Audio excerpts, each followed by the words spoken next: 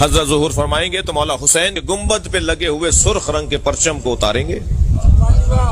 عرب دنیا کا دستور ہے، جس کے خون کا بدلہ نہیں ہوتا اس کی قبر پہ سرخ جھنڈا لگاتے ہیں۔ امام حسین کے گنبد پہ جو سرخ رنگ کا جھنڈا لگا ہوا ہے نا، پرچم لگا ہوا ہے، وہ اسی لیے لگا ہوا ہے کہ ابھی خون کا بدلہ باقی ہے، اور بدلہ لینے والے صاحب وارث مولا کا فرزند، اور ایسا عظیم فرزند کہ جن سے مولا کو، خود مولا حسین کو اتنا پیار ہے کہ جب ظہور فرمائیں گے نا امام مہدی تو رجعت سے حسین دوبارہ اٹھائے جائیں گے، اور عالمی سطح پر امام حسین کی حکومت ہوگی۔ جی عالمی سطح پر امام حسین، کوئی بارڈر ختم نہیں ہوگا، بارڈر ختم ہو جائیں گے، پاسپورٹ ختم ہو جائیں گے، یہ شناخت ختم ہو جائے گی کہ مغرب والے لوگ اور ہیں اور مشرق والے اور ہیں، سب امام مہدی کے ہوں گے۔ ایک ہی اذان سنائی دی جائے گی، ایک ہی انداز کا مذہب ہوگا، امام مہدی کی پوری عالمی حکومت ہوگی، اور امام مہدی جب تشریف لے کر آئیں گے تو امام حسین دوبارہ سے لائے جائیں گے، امام کی رجعت ہوگی، امام دوبارہ اٹھائے جائیں گے، اور امام حسین جب امام مہدی کو ایک یہودی عورت سر پر پتھر مارے گی جس سے امام مہدی شہید ہوں گے، تو امام حسین ہی امام مہدی کی نماز جنازہ پڑھائیں گے اور اپنے بیٹے کو اپنے ہاتھ سے دفنائیں گے، اور پھر پوری دنیا پہ حسین کی حکومت ہوگی۔ یہ ہے وہ عقیدہ رجعت۔ صلوات پڑھیں ذرا محمد و آل محمد پر۔ اس سے بلند اور بہتر صلوات نبی کی ذات پہ عطا فرمائے۔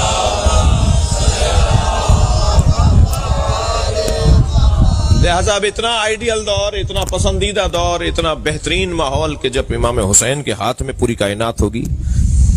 جی ویسے تو ابھی بھی ہے، مگر مراد ہماری سماجی اختیارات ہیں، ابھی تو دلوں پر اختیارات ہیں نا، پھر بدنوں پر بھی اختیارات ہوں گے، پھر محلوں پر بھی، شہروں پر بھی، ملکوں پر بھی، کائنات پر امام حسین کے اختیار کا اظہار ہوگا۔ اسے کہتے ہیں عقیدہ رجعت۔ میں ان بچوں کے لیے عرض کر رہا ہوں، اس زمانے کے لوگوں کی صفات کیا ہیں۔ اس زمانے کے سب سے پہلے تو اللہ نے یہ بات واضح کر دی کہ آخری زمانے میں دین کو بچانا بہت مشکل ہوگا، دین بچانا بہت مشکل ہے۔ بہت بڑا کارنامہ ہے ان لوگوں کا جو آج کے زمانے میں نماز پڑھتے ہیں، بہت بڑا کارنامہ ہے ان لوگوں کا جو آج کے زمانے میں مجلس میں آ کے بیٹھتے ہیں۔ جتنا مجمع یہاں بیٹھا ہے الحمدللہ بہت بڑا مجمع ہے، لیکن اس سے 2 برابر مجمع ہوگا جو نہیں آیا۔ جی اس سے 2 برابر مجمع ہوگا جو ان کو پتا ہے کہ مجلس ہو رہی ہے پھر بھی وہ نہیں آیا۔ تو یہ جو آ کے بیٹھا ہے، یہ جو نہیں آیا وہ برابر کیسے ہو سکتے ہیں؟ یہ برابر نہیں ہوں گے نا، یہ جو آ کر بیٹھے ہیں ان کی فضیلت زیادہ ہے نا۔ ایسے ہی جو نماز پڑھنے کے لیے مسجد میں جاتے ہیں، جمعہ پڑھنے کے لیے جاتے ہیں، حج کرنے جاتے ہیں، عبادتیں انجام دیتے ہیں، وہ کیسے برابر ہو جائیں گے ان لوگوں، وہ ان کے برابر کیسے ہو جائیں گے جو یہ سب کچھ نہیں کرتے؟ اللہ کا نہ کسی سے پڑوس ہے، نہ اللہ کی کسی سے رشتہ داری ہے۔ اللہ پڑوس کی بنیاد پر نہیں کرتا، کسی کو مقام نہیں دیتا، نہ رشتہ داری ہے اللہ کی، لم یلد ولم یولد ہے۔ جی اللہ تو محنت اور مشقت اور زحمت اور عبادت اور خلوص اور سچائی کی بنیاد پر عظمتیں دیتا ہے۔ کوئی ضروری نہیں ہے کوئی 5 لاکھ روپے خرچ کرے تو زیادہ معتبر ہو جائے، اور کوئی 5 روپے خرچ کرے تو اس کا اعتبار کچھ نہ رہے۔ اللہ کے ہاں گنا نہیں جاتا، تولا جاتا ہے۔ وہ یہ دیکھتا ہے کون میری خاطر کام کر رہا ہے۔ کیا معلوم وہ ککڑی بیچنے والے کی 2 ککڑیاں جو اس نے کسی عزادار کو کھلائی ہو، وہ کسی کی دیکھ کھلانے سے زیادہ ثواب رکھتی ہو۔ خبردار۔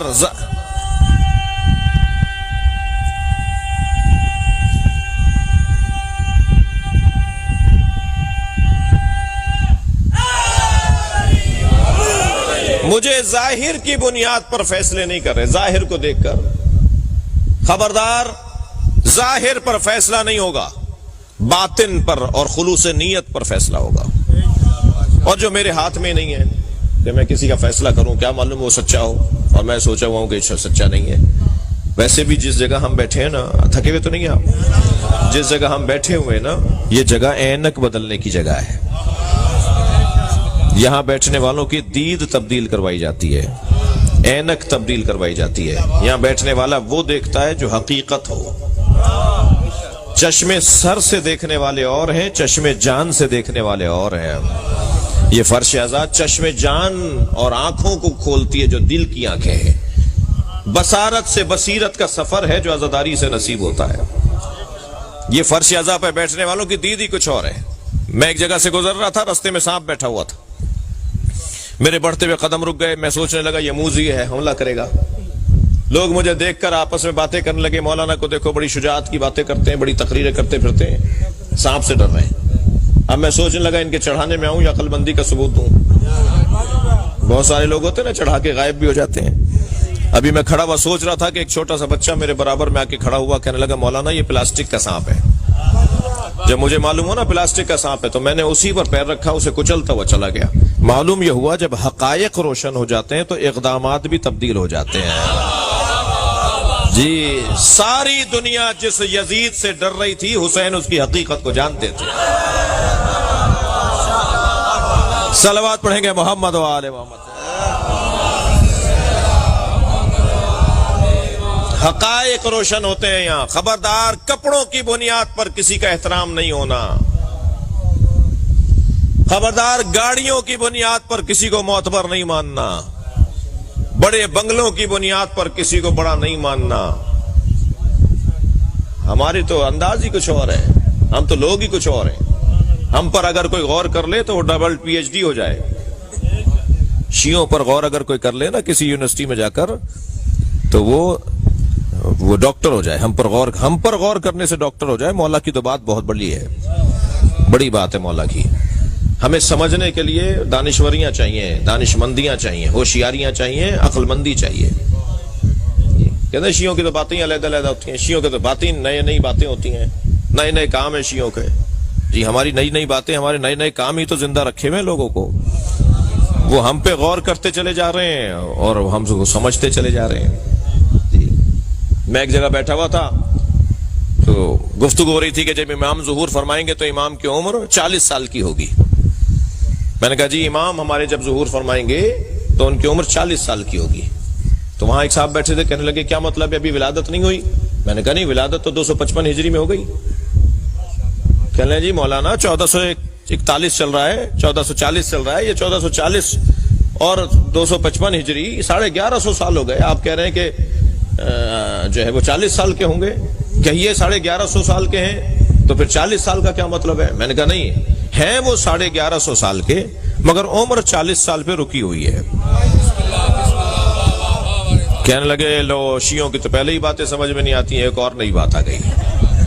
جی نہ ان کا ماتم سمجھ میں آتا ہے، نہ ان کا جلوس سمجھ میں آتا ہے، نہ ان کے کالے کپڑے سمجھ میں آتے ہیں، نہ ان کے عزاخانے سمجھ میں آتے ہیں، نہ ان کا ہاتھ کھولنا سمجھ میں آتا ہے۔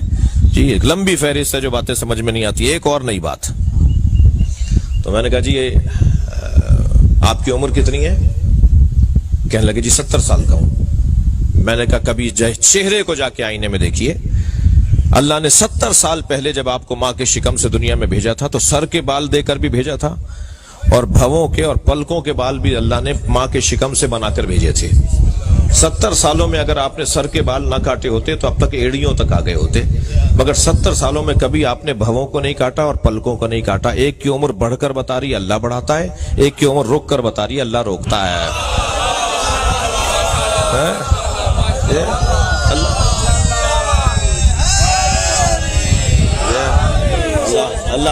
اللہ چاہے تو عمر کو روک دے، اللہ قادر ہے۔